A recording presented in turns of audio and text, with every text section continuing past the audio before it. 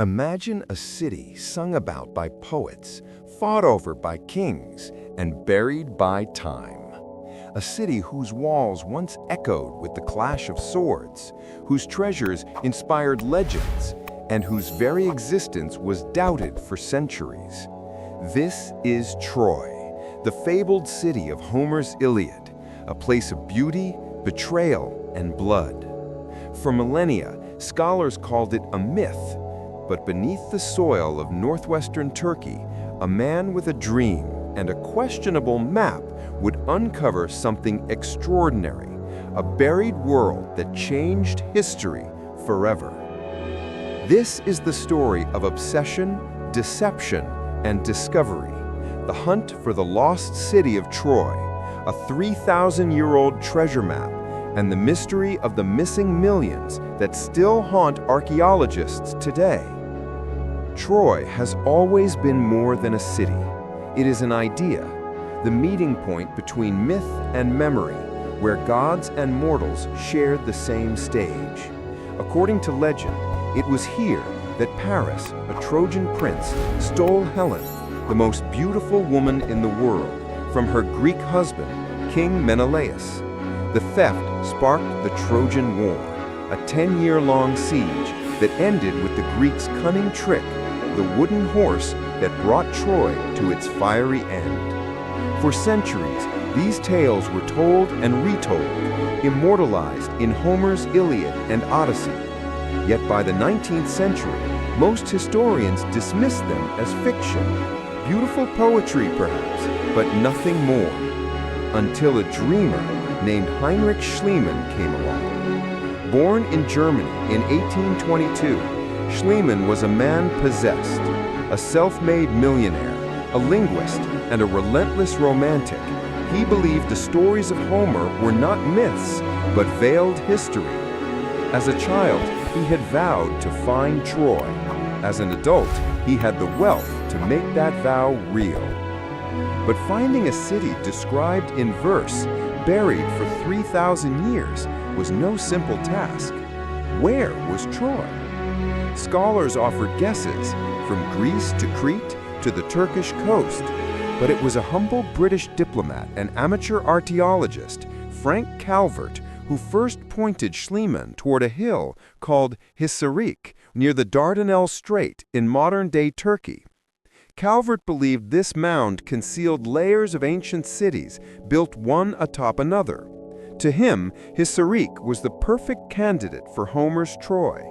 Schliemann, impatient and ambitious, seized on the idea, and history was about to change.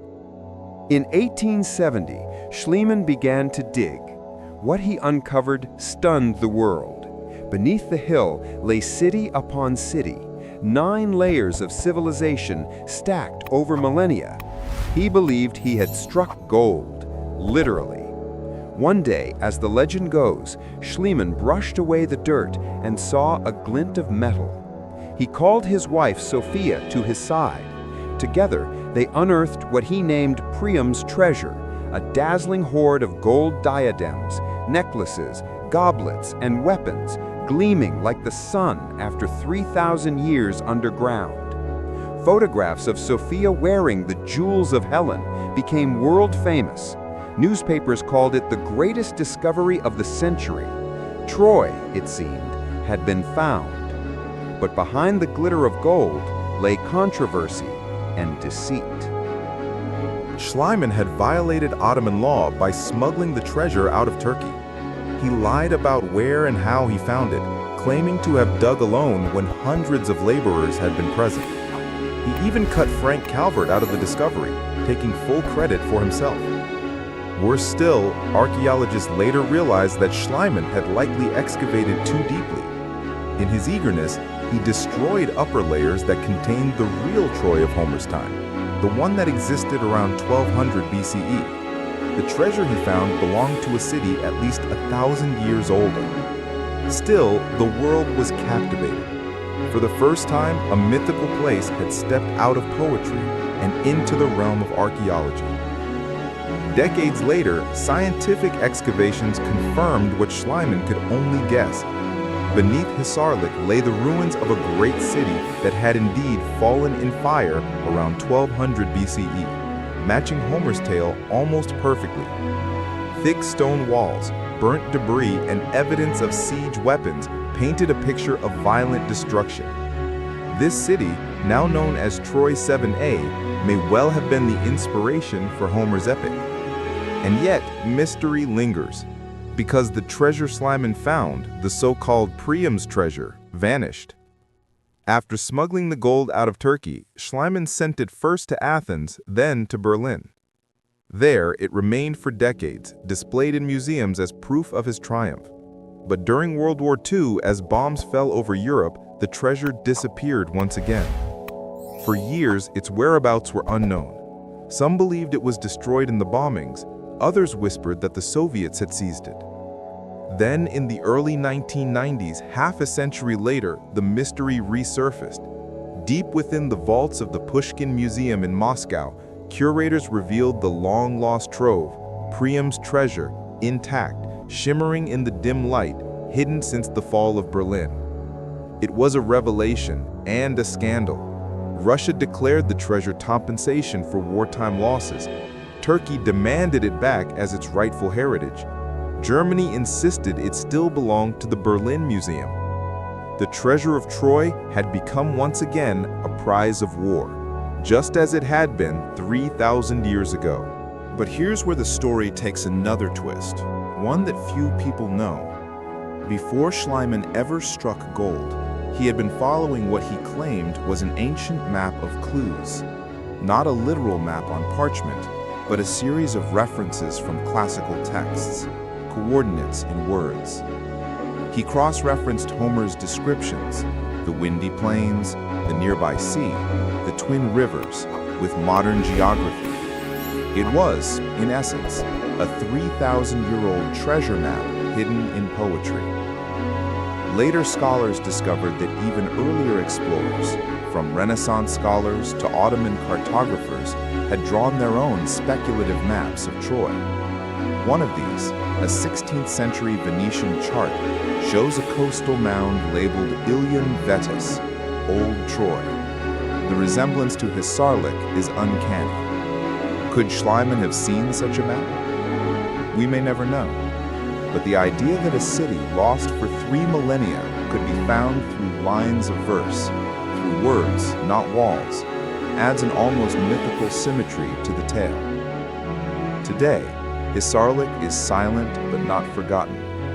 Its ancient stones lie under the Turkish sun, the remnants of towers and gates that once guarded a legendary kingdom. Archaeologists continue to unearth new secrets, clay tablets, fortifications, pottery, each piece adding depth to a story once thought imaginary.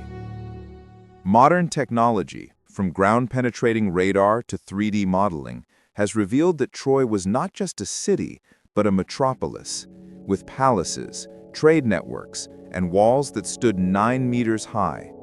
It was a hub between East and West, where Anatolian and Aegean cultures met and mingled. And yet, for all the data and discoveries, Troy remains, at heart, a mystery. Was there truly a Helen whose beauty launched 1,000 ships? Did Achilles and Hector really fight before these very walls? Or are these myths built upon the ashes of forgotten kings and queens whose names time erased? The story of Troy teaches us something profound about humanity's relationship with the past. Myths endure because they speak to timeless truths: love, pride, revenge, destiny. Archaeology gives them bones and breath, but it also reminds us how fragile history is, how easily it can be lost, buried, or stolen. When Schliemann dug into Hisarlik, he wasn't just chasing treasure, he was chasing a dream. The dream that stories matter, that the voices of the past still echo beneath the earth, if only we listen. And yet his ambition came at a cost. His crude excavations destroyed evidence that modern scientists could have used to date and identify the true layers of Troy. He found gold, yes, but he also erased chapters of the story he sought to prove. Perhaps that's fitting, for in Homer's epic too, glory and ruin walk hand in hand. Today, replicas of the jewels of Helen glitter in museums across the world. The originals remain locked away in Moscow, at the heart of a diplomatic stalemate. Turkey continues to call for their return, arguing that they belong to the soil from which they were taken. Germany, meanwhile, sees them as part of its cultural heritage, discovered by one of its own. 3 nations, 3 claims, and a treasure that refuses to rest. But the story doesn't end with Schliemann. New excavations, led by modern archaeologists like Manfred Korfmann and his team in the early 2000s, have uncovered fortifications, houses, and defense trenches far larger than anyone imagined. The Troy of legend, it seems, was not just a small city-state, it was a kingdom, powerful and wealthy, commanding trade routes between Asia and Europe. If that is true, then perhaps Homer's war, while embellished, had roots in reality. A conflict not for love, but for control of the ancient world's most vital crossroads. And so, 3,000 years after its fall, Troy still captivates us. Part myth, part memory, entirely human. Somewhere between the lines of the Iliad and the soil of Hisarlik lies the truth. A truth that no treasure can fully reveal. The hunt for Troy was never just about gold or glory. It was about the eternal human desire to find meaning in ruins, to bridge the distance between legend and life. The city may be silent, its walls crumbled, its gold scattered across continents. But in our imagination, Troy still burns, its towers ablaze against the dark, its heroes locked in eternal struggle, its secrets whispering beneath the dust. Because every civilization, no matter how great, leaves behind echoes. And sometimes, those echoes lead us to rediscover not just lost cities, but ourselves. Thank you for joining me on this journey through time, myth, and discovery. If the legend of Troy has stirred your curiosity, please like, comment, and subscribe. And tell me, do you believe the real Troy has been found? Or is it still waiting beneath some undiscovered hill? Until next time, may your adventures lead you to stories that outlast time itself.